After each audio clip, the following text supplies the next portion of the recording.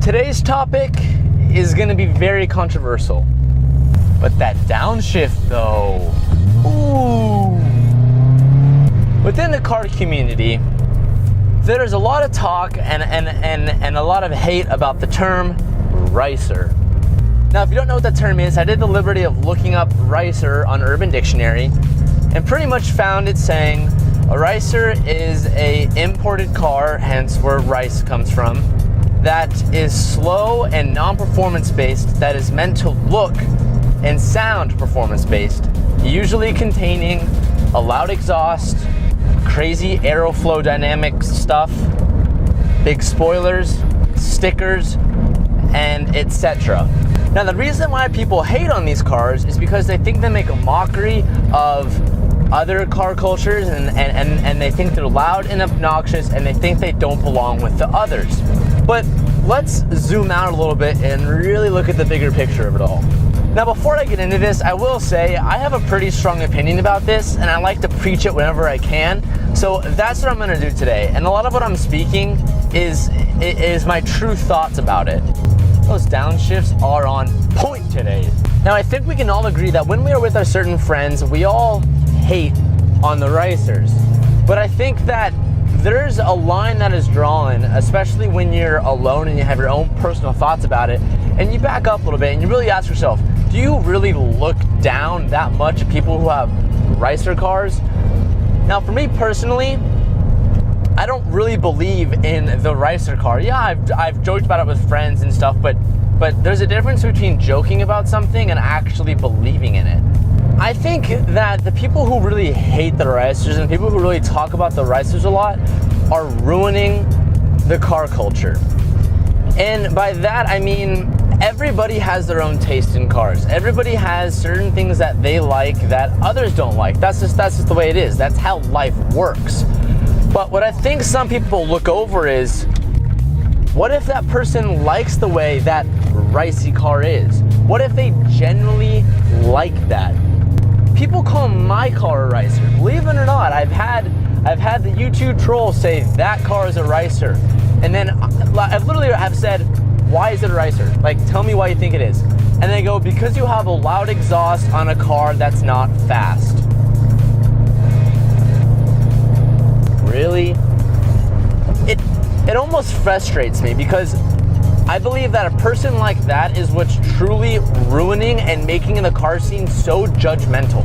And I think that add a lot of why some people don't like the car community, of why certain areas think or look down upon the car community. Because some people are just so arrogant, and it's almost like anthrocentric, that they think that like, because they don't get that love of car, that area of car, that it's stupid or lame. What I always try to say to people that whenever we have this conversation is, just because somebody has a Honda that has a loud exhaust and, I don't know, maybe a spoiler on it, it doesn't mean that person is any less of a car person than you. In some cases, I've even found that those ricers know more mechanically and more about the history of cars and racing than myself. And at that point, who is less of a car person? Wouldn't it be me? But yet I drive a Subaru that's more liked, and I drive a BRZ that's more appealing to others, but yet that one person who drives that Honda that has a fucking blast doing it and loves it knows more mechanically and more about the sport of racing than I do. Do you see what I'm saying? And sometimes, have you ever thought about maybe that person who has that Honda that is spec'd out the way you hate? You ever thought about maybe that's all they can afford? That, of course, if they have the opportunity to drive an F30 M3, don't you think they'd do it? Don't you think that if that person had the opportunity to own a supercar, they would do that rather than owning that Honda? And I'm not picking on Hondas here. That's just the most stereotyped ricer car out there. But what I'm trying to say is, not everybody can afford the car that you can. And just because you think their car is not cool or you think it's obnoxious, what if that's all they're able to do, and that's as much as they're able to do to make them as happy as they can? Who looks like the fucked up person now? I've even overheard supercar owners think that this BRZ is ricey, or that STI is ricey, that wing on the back makes it look stupid, yada yada yada. But again, that's the same thing. It's that anthrocentric thought that because you own a supercar, no one else compares to your car.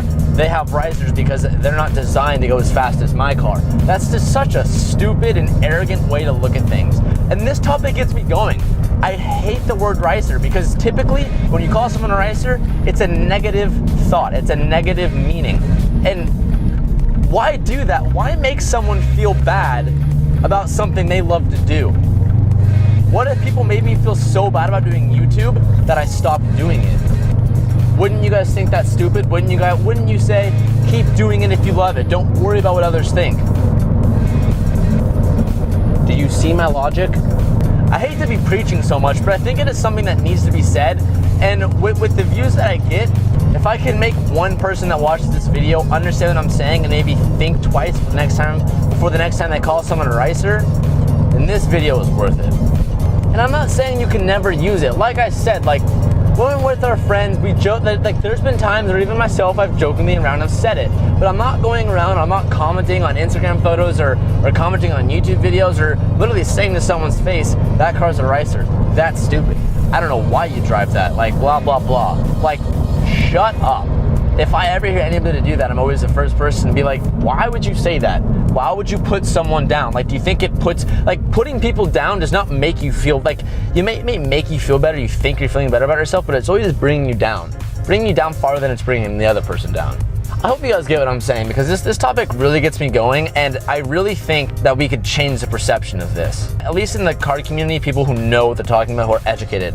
Obviously, you can't change the whole public's perspective about this, but within the actual car community, if you can change that, that'd be pretty huge. If you agree with what I'm saying, or if I helped change your perception about all this, please share this video and let's get the word around. Share this video to someone who has called you a ricer, or to your friend that calls other people ricers, because I think this is really important, and I think our car community, our car culture, could use a little wake-up call.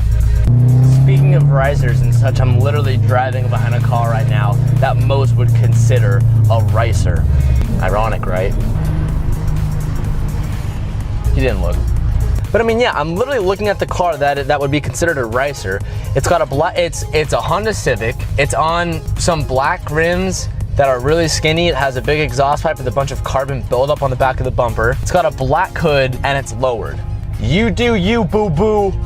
You do you, boo-boo. I mean, is calling someone a ricer any different than really going up to someone and making fun of them and telling them that you can't do what you like because I think it's stupid? I mean, really, is it that much different? That's what I'm gonna leave you with today. I hope you found this interesting, and like I said, if you agree with anything that I said, or you think it helped change your perception, or you think somebody else needs to watch this, share this video and give it a thumbs up, and comment down below your experiences with people calling other people's ricers. Did you stand up for that person, or did you just laugh and agree with them? I'll catch you next time. Peace out, guys.